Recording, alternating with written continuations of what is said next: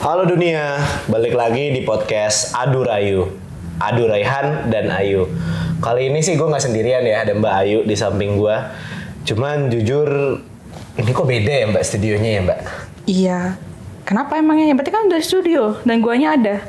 Iya sih Mbak. Cuman maksud gue gini, kemarin pas waktu lu nggak ada tuh, gue kan kebanyakan review barang kan. Gitu. Iya. Jujur ide gue habis banget Mbak buat review barang. Gue sorry banget ya. Apa tuh? Kemarin-kemarin gue nggak bisa join. Santai. Lu dendam gak sih nih? Nggak dendam, cuman Kesel. habis ide gue. Kemarin tuh 6 gitu. episode kerjaannya review doang gitu kan. Ini gue udah Iya, buntu dan banget. gue baru nggak juga lu nge-review salah satu barang yang Iya maaf ya. ya itu. Kalau lu mau kesel karena gue nggak datang, gue lebih kesel lagi sih. Itu gak usah dibanding-banding nasib ya Mbak ya. Jadi banding-banding kayak. Iya betul sekali. Udah kalau gitu kita langsung bahas aja kali ya Mbak ya. Gue tuh kepikiran kayak podcast luar negeri gitu loh, kayak H3 kayak gitu yang dimana obrolan tuh ngalir aja gitu. Terus kita bahas satu tema. Dan gue Mau bahas apa? Gue ada satu tema menarik Mbak. Bentar. Ya Iya, sorry ya. Gimana sih studionya nih? Kayak biasa. Oke lah. Nah, tema yang pengen gue bahas tuh sekarang bola lagi Mbak. Kan gue nggak begitu paham bola. Tapi lu pasti pernah dengar di berita tragedi Kanjuruhan Mbak. Oh iya, kalau yang itu denger sih. Nah, karena kan Jawa Timur memanas lah ya nih di. Tapi bukannya memang udah panas dari Iya. dulu nggak sih? Iya nggak salah sih, Jawa Iya, Timur iya emang nggak panas, sih? cuman Iya. maksud gue memanasnya tuh konteks yang berbeda. Oke. Pasca tragedi Kanjuruhan kan ya beberapa instansi yang warnanya coklat itu Mbak bermasalah kan di Jawa Timur. Coklat mood. Iya pokoknya coklat beng-beng lah ya kita coklat sebutnya beng-beng. gitu. Nih.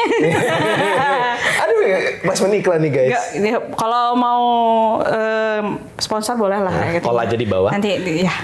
Tapi intinya gini, tragedi Kanjuruhan itu eye opener buat gue karena gue baru ngikutin bola belakangan ini. Gara-gara podcast yang kemarin gue ngikutin bola sekarang. Dan itu kenapa eye opener? Pas banget gue baru ngikutin bola, gue ngeliat wah langsung ada tragedi. Kalau dari beberapa portal berita kayak Narasi, Kumparan tuh tercatat 132 orang yang meninggal Mbak. Oh 132 sekarang. 132. Soalnya gue tahunya 131 terus nambah lagi. Nambah satu. Berarti kemarin dia kritis terus akhirnya. Kalau nggak salah kayak gitu. Kalau misalnya salah, teman-teman yang nonton bisa komentar lagi di bawah gitu ya. Nah, penyebabnya banyak hal kan, mulai dari exit road yang ketutup, gas air mata gitu kan, dan stadion yang substandar gitu dari standar FIFA. Dan lucunya ya pas waktu nyari titik terang yang salah siapa malah tunjuk-tunjukkan kan. Iya nggak? Iya sih. Mulai dari pihak kepolisian, pihak PSSI, kemudian pihak penyelenggara gitu PT LIB apa LBI ya? Lupa deh gue. Iya, Itulah itu ya. kayak gitu nanti. Namanya Yang juga nggak ikut bola gitu kan. Nah, tapi sebenarnya Mbak, kalau lo mau tahu sejarahnya itu kejadian kayak gitu tuh bukan pertama di Indonesia Mbak. Oh, ini bukan yang pertama. Bukan yang Gue karena nggak ngikutin bola ya, jadi kayak nggak benar-benar nggak paham dan tiba-tiba udah tragedi yang menelan korban sampai 100 lebih gitu kan kayak wah. Memang. Dan ini bukan yang pertama. Yang pertama itu terjadi tahun 97 di Liga Kansas di Bandung, pas Surabaya gitu gue lupa. 97 gue baru 2 tahun. Lu belum lahir. Gue belum lahir. Makanya gue anak sejarah jadi gue nggak perlu lahir udah tahu gue. Nah, di tahun 97 itu Mitra Surabaya ngelawan Bandung Raya. Surabaya lawan Bandung dengan catatan kalau nggak salah skornya tuh kalah di Surabaya itu kalah sama Bandung. Karena akhirnya Mitra Surabaya nggak bisa lawan Persebaya kan.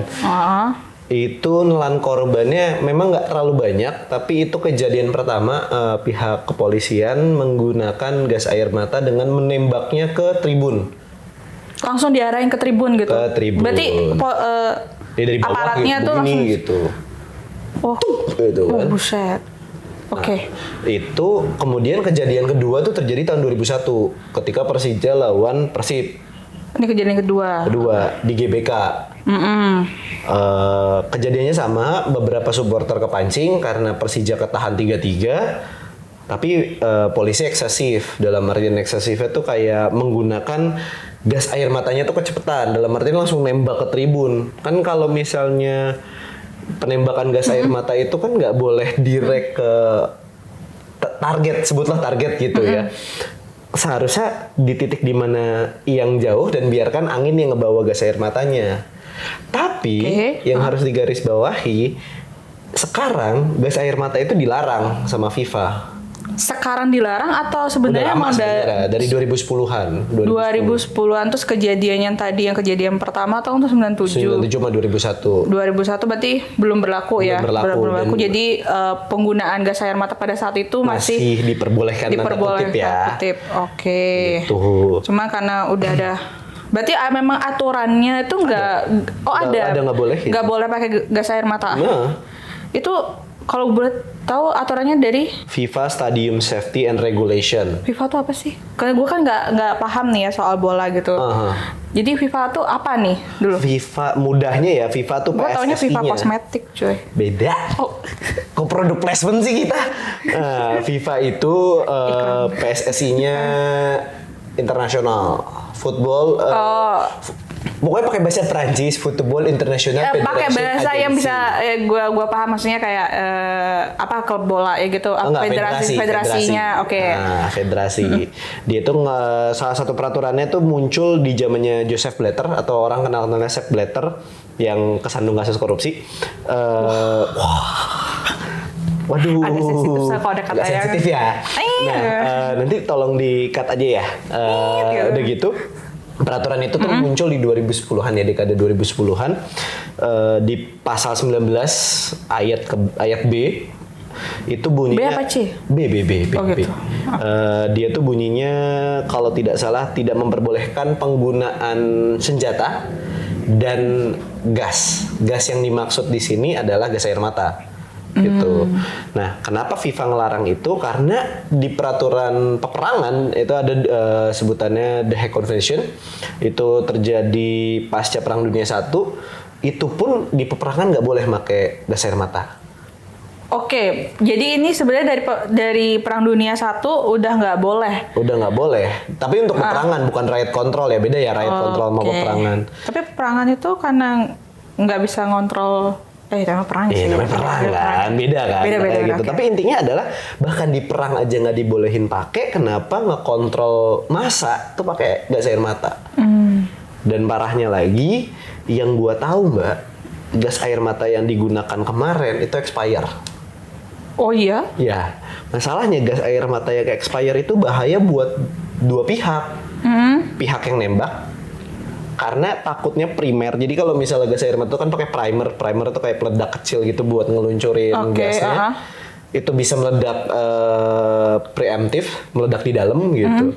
Dan yang kedua, itu bahaya buat yang jadi target oleh gasnya itu sendiri karena lebih pedes dan kontrol kimianya lebih parah. Ya salah satu teman gua gitu di tahun 2019, inget kan demo-demo itu? 2019 itu ya temen gue ada yang kena gas air mata lah sampai kakinya pincang juga ada pincang gitu. Gara-gara kena maksudnya jadinya mengganggu aktivitas. Bukan, dia kena granatnya di kaki. ada itu gue serius itu junior gue yang kena di kaki. Nah pertanyaan gue adalah kok bisa aparat itu bawa gas air mata? Nah itu justru yang pengen gue tanyain sama lu. Maksudnya bawa gas air mata mungkin itu kita nggak tahu ya apakah itu memang sudah prosedurnya, tapi kenapa gas air matanya itu yang expired? Nah itu gue nggak tahu, makanya gue mau nanya sama lu sebagai lu kan lebih ngerti legal standing nih, bagaimana prosedural terjadi gitu. Ketimbang gue yang lebih ngerti backstory gitu loh. Karena sebenarnya gini, kalau nggak salah sih udah ada videonya kan ya, itu udah ada instruksi. Kalau misalnya aparat untuk ngejaga supporter itu kayak senjatanya mereka kayak gitu tuh harus di-keep, dan aparat dihimbau untuk memberikan pengamanan yang diperlukan aja kayak gitu. Tapi kalau gue melihat di sini aparat tidak akan melakukan sesuatu kalau nggak ada sebabnya, nggak sih? Nah, ini kita diskusi secara terbuka aja ya. Maksudnya bukan ngebela aparat doang, terus ngebela korban aja. Tapi kita lihat Kalau gue sih mandangnya pasti ada asap, ada api nggak sih gitu. Tapi gini Mbak, logiknya gitu. Gue pengen nanya lo sebagai, lo kan orang hukum nih, lawyer juga. Kan kita sebagai anggota yang tunduk pada peraturan FIFA gitu, dimana FIFA nggak ngebolehin penggunaan gas air mata. Toh kita malah make gitu loh. Karena ini di Ini Indonesia masalah itu ekstrayudisial apa enggak tuh jadinya? ini di Indonesia ini kalau gue bisa lihat ya sebenarnya terkadang kalau itu nggak diatur di peraturan Indonesia ya udah nggak usah diikuti, itu kan aturan di dunia gitu loh. Dan kalau toh memang diatur aturannya tuh nggak dihimbaukan gitu loh ke aparatnya, kemudian dan gue pasti yakin sebenarnya supporter tuh ada kayak rule-nya nggak sih, maksudnya Ya, menjadi pasti ada lah. ya nggak sih. Dan kalau di negara lain mungkin mereka dihimbau atau diinfokan perihal peraturan untuk menjadi supporter atau apa, atau dan juga aparatnya kayak gimana untuk menenangkan supporter. Tapi mungkin di Indonesia itu belum di apa ya sih di Sebenarnya udah Mbak, cuman namanya udah dengan udah di dalam laporan dengan udah prakteknya tuh bisa beda. bisa beda memang. Cuman kan yang jadi catatan adalah kalau dari mata gue ya, kejadian itu kan oke lah, luapan emosi nggak bisa dikontrol soalnya kan. Ya Panik. kan? Bukan luapan emosi karena Arema kalah di home ground. Oke, iya Tapi sih. masalahnya ya itu normal, luapan emosi itu normal ya nggak sih sebagai supporter gitu loh. Kayak misalnya lu fans Blackpink tiba-tiba Lisa pensiun gitu. Ya kan lu pasti luapan emosi yang berlebihan dong. Tapi itu kan pilihan dia kan. Ya memang. Nah, tapi problemnya adalah ketika luapan emosi itu terjadi, crowd control yang semestinya adalah himbauan dulu nggak sih? Iya, himbauan dulu. Baru kan. Kalau memang sudah himbauan pun juga ada himbauan 1, Nah. 2 kayak gitu kan. Kalau memang ya sudah anarki, Nah. tapi tidak dengan kalau menurut gue tuh langsung gas air mata sih. Ya iya kan lu lihat sendiri kan gitu ya. Dari Lu yang ya- berita-berita yang gue lihat ya kayak gitu. Nah, terus fast forward kita udah bahas kan nih terkait apa namanya protap dan hal yang lainnya, dan menurut gue pribadi sih yang harus bertanggung jawab tuh ada 3 sebenarnya. Siapa aja? Yang pertama PSSI selaku induk, kita harus menerima sanksi dari FIFA. Tapi lucunya FIFA nggak ngasih kita. Nggak ngasih sanksi kan? Nah, itu lucu Dan itu banget. disampaikan sama Presiden Pak lagi. Presiden langsung. Ya apa hubungannya coba? Yang satu main bola kan Pak Presiden cuma ngurusin negara. Kan bukan yang main terima bola. telepon kan Pak Presiden. Iya sih. Ya, cuman maksud gue kayak agak ekstrayudisial gitu loh, kayak bukan di tempatnya. Lu sependapat gak sama gue? Mungkin ya yang harusnya in charge nggak bisa angkat telepon, mungkin kita nggak pernah tahu. Nah, Anda positive thinking ya? Maksudnya kita kan nggak pernah tahu situasi orang kayak gitu, jadi nggak oke, ya mungkin oke, lagi nggak oke. bisa ngehandle gitu ya. Oke, Jadi oke. kita lihat dari berbagai sudut nih gitu, nggak hanya yang negatif thinking doang. Ya memang mungkin aja lagi nggak bisa angkat telepon kan, jadi buat Pak Presiden aja dah gitu. Oh dia angkat gitu kan. Nggak gitu, itu spontan uhuy banget tuh gitu kan. Kita kan nggak pernah tahu ya. Iya, gitu. oke. Kita masuk yang kedua nih, dari sudut pandang gue. Kedua yang patut disalahkan itu jujur pihak kepolisian sih menurut gue. Oke. Maksudnya bukan disalahkan dalam artian dia salah total enggak, tapi harus bertanggung jawab kayak gitu. Karena Penyalahgunaan nggak sih? iya, penyalahgunaan aset gitu kan. Aset dan apa sih? Dia diberikan sebuah kewenangan. Gimana ya? Dia kan karena pihak kepolisian gitu loh, punya wewenang lebih untuk dan juga ada tugas untuk Iya. menjaga. Tapi dia menyalahgunakan itu gitu. Iya nggak sih? Tuh dari gua, dan lu setuju sama gua berarti? Iya, gue. Tuh. Terus dan sayangnya ya penyelesaian masalah itu tinggal kawan-kawan lihat aja di internet gimana. Kita nggak mau komentar ya, takut keciduk. Takut. Wah, keluarga saya di rumah.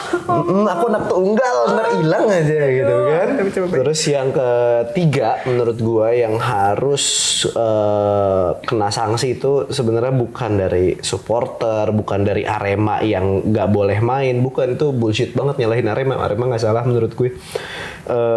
Tapi PT yang ngegelar Liga Indonesia itu sendiri. Oh, yang ngegelar apa sih panitianya? Yes. Panitia acaranya. Panitia kayak acaranya. Ya kan dia udah diminta buat ngegelar sore malah digelar malam. Kapasitas 36.000 sekian atau lebih besar atau lebih kecil malah dijual di 48.000 tiketnya. Gimana kan? Nggak nyambung logikanya gitu loh. Ini udah kalau misalnya udah pikirannya nyari lebih aja. Itu ya. Impact-nya kan nyawa orang yang hilang. Tuh, ya namanya bahasanya kan semenariknya bola nyawa orang lebih tinggi lah. Iya, dan kejadian ini sih udah sebenarnya kayak pelanggaran HAM ya karena cuy 132 nyawa gitu loh melayang kayak itu kayak kejahatan HAM gitu loh. Itu hak asasi manusia, nyawa orang melayang sia-sia, dan ya kita nggak pernah tahu nanti keluarga yang ditinggalkan traumanya kayak gimana. Terus yang meninggal adalah tulang punggung gitu loh. Oh, itu gue sedih sih yang ada thread-nya anjing parah banget. Yang anaknya masih kecil kayak gitu, dia hanya datang pengen istilahnya nonton aja karena mau mendukung klubnya kah, mau kayak hiburan kayak gitu, tapi berujung pada nyawanya yang hilang gitu. Jadi itu sayang banget sih sebenarnya. Dan case-nya sih sekarang penyelesaiannya agak gimana ya? Merawat ya. Karena dari yang gue bisa kasih info, jadi udah ada yang ditetapin jadi tersangka nih. Siapa? Ada 6 orang kayak gitu. Terus menurut gue salah satu ya ini kayak menenangkan sih dengan penetapan tersangka. Cuman itu tidak, dengan penetapan tersangka itu aja tuh nggak cukup sebenarnya. Kenapa? Karena katakanlah mereka dihukum nih bersalah. Impact-nya ke keluarga itu loh, korban.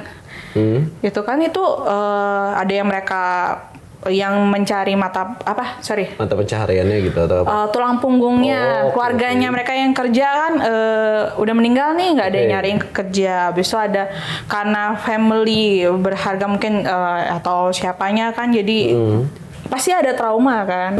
Ya pasti ada. Itu harus mungkin mereka harus dapat apa ya istilahnya, hak mereka itu juga yang tadinya hilang itu. Nah itu gue mau nanya, kalau menurut lo nih Kak, apa namanya? Ntar gue lupa tadi gue mau nanya apa. Keluarga korban, pihak kita sebutnya apa sih kalau dihukum, pewaris, apa? Ahli waris. Ahli waris dari korban. Itu boleh nggak nuntut? Boleh. In the name of law gitu loh. Boleh. Jadi karena. Dan prosesnya gimana nih kalau lo boleh sharing? Karena ini kan juga nyawa yang menghilang, nyawa yang hilang. Jadi dan juga prosedur yang tindakan yang udah dilakuin sama kepolisian kan udah netapin tersangka nih. Jadi kan pidana ya, karena menghilangkan nyawa orang, kelalaian juga gitu. Mungkin dari segi ini kalau gue sih dari sepengalaman gue ya, mungkin kalau ada di nyatanya di lapangan apa istilah prosesnya lebih complicated lagi tuh memungkinkan. Jadi pertama kalau misalnya mau diproses secara pidana dulu tuh bisa gitu. Gimana tuh? Jadi ya karena penetapan tersangka, kemudian dicari nih, dibuktikan dulu kesalahan-kesalahannya, terus adakah pelanggaran dari kode etik si petugas, kemudian pelanggaran dari penyelenggara, kemudian yang paling tinggi adalah ketua klub, PSSI. Oh, PSSI. Nggak sih, karena gue nggak begitu apa. Jadi PSSI kan juga turut andil kan, karena secara tidak langsung tanggung jawabnya tuh tanggung renteng berbarengan gitu loh.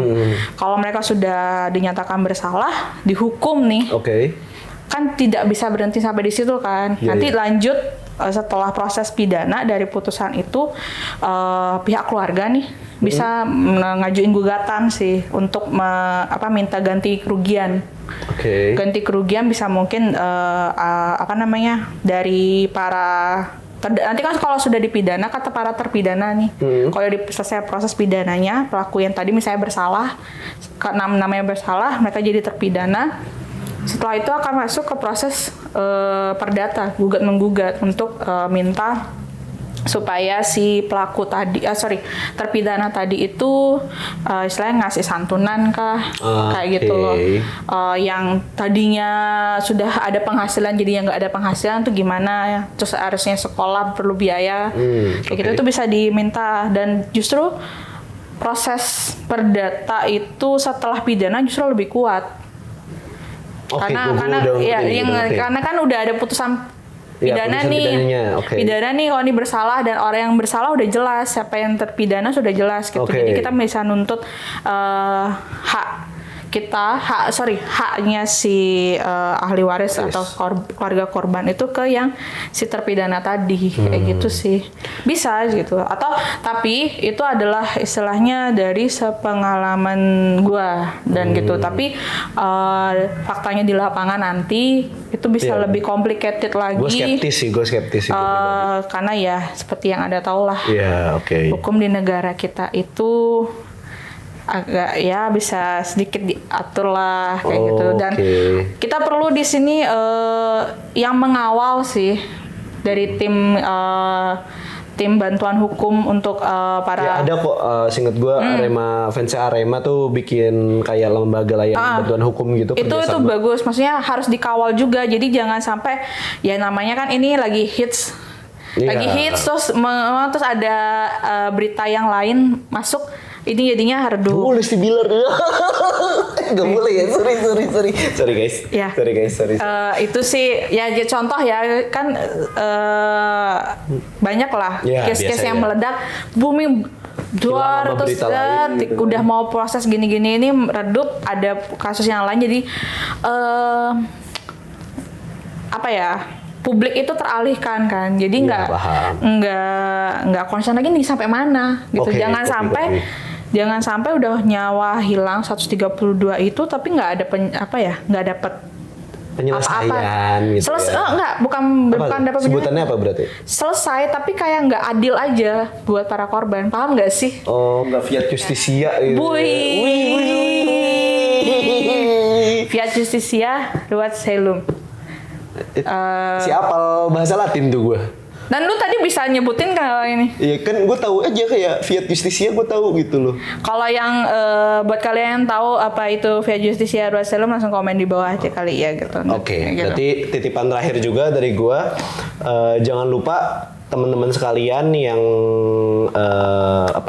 yang peduli dengan sepak bola Indonesia, kita tetap kawal dan kita bertukar pikiran di komentar di bawah. Mungkin di next episode atau gimana kita mungkin bisa bahas bola lagi. Boleh. Tapi ini gue mau kasih saran sih. Ini nggak cuma di bola aja ya. Apa tuh? Untuk segala kegiatan yang apalagi mengundang kerumunan, baik itu konser atau istilahnya pertandingan olahraga atau apapun itu, marilah kita coba tertib gitu loh. Tertib dan juga tidak hanya untuk warganya nih, untuk aparat juga yang menjaga. Iya nggak sih, maksudnya ini pesan tidak hanya masalah bola benar. Untuk semua kegiatan yang mengundang kerumunan banyak orang gitu loh. Jadi dari segi warganya juga harus tertib, walaupun ya mungkin ini contoh olahraga yang didukung kalah nih, ya oke, kalah tapi tidak harus emosi. Itu. Terus yang kedua, aparatnya ya dilihat dulu, ini situasinya mendesak banget nggak kayak gitu. Jangan tiba-tiba gitu kayak kalau itu kembang api ke atas nggak apa-apa ya, tahun baru berarti kan gitu. Ini kembang apinya bikin sakit hati sih. Iya sih itu. Makanya ini pesan buat kita semua. Jadi jangan sampai tersulut emosi dan juga tetap berhati-hati sih itu. Tuh ya guys. Jadi jangan lupa stay safe out there. Kalau misalnya nonton konser, nonton bola, keep your friend together gitu loh. Jangan sampai ada kejadian yang merugikan. Pokoknya stay safe out there. Mungkin dari gua dan Mbak Ayu sekian dulu. Sampai ketemu lagi di next episode. Bye. Dah ada dunia. Kasian sih itu. Anjing gimana tuh? Asli.